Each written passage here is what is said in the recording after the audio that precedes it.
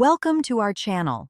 If you want to cancel your Amazon Prime subscription, follow these step-by-step instructions to ensure your account is properly managed and no further charges occur.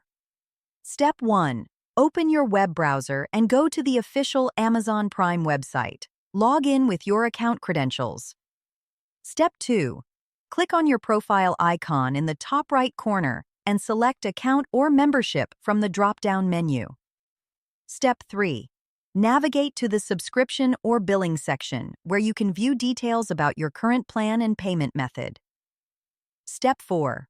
Look for the option labeled Cancel Membership or Cancel Subscription and click on it to start the cancellation process. Step 5. The system may ask you to provide a reason for canceling. Select an option or skip if it's optional. Step 6. Follow all on-screen prompts to confirm the cancellation.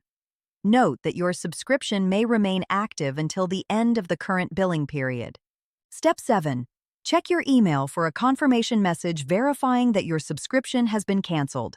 Keep this email for reference. Step 8. Log back into your account to confirm that your subscription status shows as canceled or inactive.